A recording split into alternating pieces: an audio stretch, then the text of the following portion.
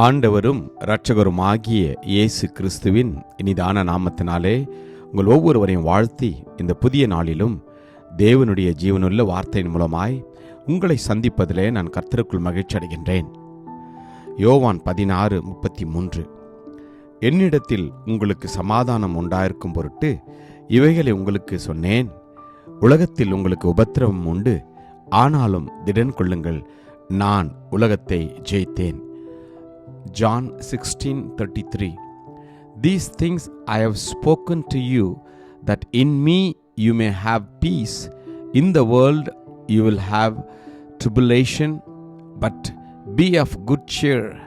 I have overcome the world. Amen. கர்த்தருடைய நாமம் மகிமைப்படுவதாக. உலகத்திலே உபத்திரவம் உண்டு என்று தேவன் நமக்கு சொல்கிறார்.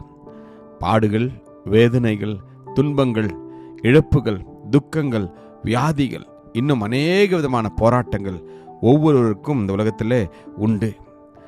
ஏனென்றால் வேதம் அதைத்தான் நமக்கு சொல்கிறது. ஒவ்வொரு மனுஷனும், சுவாசமுள்ள ஒவ்வொரு மனுஷனும் இந்த பூலோகத்தில் வாழ்கின்ற ஒவ்வொரு நாளும் நமக்கு பாடுகள் உண்டுதான், வேதனைகள் உண்டுதான், கஷ்டங்கள் உண்டுதான், நிந்தனைகள் உண்டுதான். ஆனால் இவைகளுக்கு மத்தியில் உங்களையும் என்னையும் தேவனாகிய கர்த்தர் அற்புதமாய் வழி நடத்துகின்றார். பாடுகளை மேற்கொள்ளும்படியாய், துக்கத்தை சந்தோஷமாய் மாற்றும்படியாய், வியாதியிலிருந்து சுகத்தை கொடுக்கும்படியாய் அவர் இன்னும் உயிருள்ள தேவனாய் இருக்கின்றார்.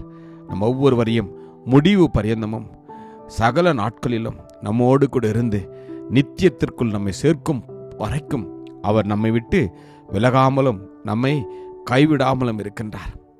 ஆம், அதனால்தான் அவர் சொல்றாரு, உங்களை என்னையும் பார்த்து நான் உங்களுக்கு ஜீவனை கொடுக்கவும் அந்த ஜீவன் பரிபூர்ணப்படவும் வந்தேன் என்று.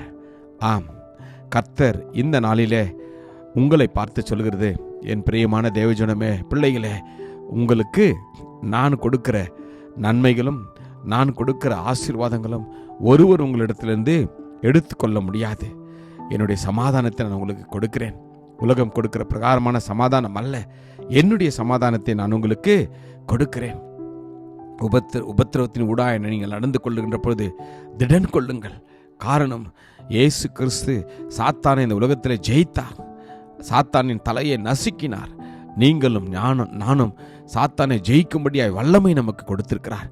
எனவே நீங்கள் எதை குறித்தும் கலங்க வேண்டாம். என் தேவன் எனக்காக யாவையும் செய்து முடிப்பார் என்று நாம் அறிக்கை செய்கின்ற போது கர்த்தர் நமக்கு பலனை கொடுப்பார். அவருடைய பிரசன்னம் நம்மை நிரப்புகின்ற போது உங்களுடைய பலவீனத்தில் அவருடைய பலன் பூரணமாய் விளங்கும். ஆம், கர்த்தர் சாத்தானை ஜெயிக்கும்படியாகவும் சாத்தானை மேற்கொள்ளும்படியாகவும் அவர் நமக்கு பலனை கொடுப்பார். நம்புவோமா? கிருபையும் இரக்கமும் நிறைந்த நல்ல தகப்பனே, இந்த நல்ல நாளுக்காக உமக்கு நன்றி அப்பா. ஆண்டவரே, உலகத்தில் எங்களுக்கு உபத்திரவங்கள் உண்டு என்று நீங்கள் சொல்லியிருக்கீங்கப்பா.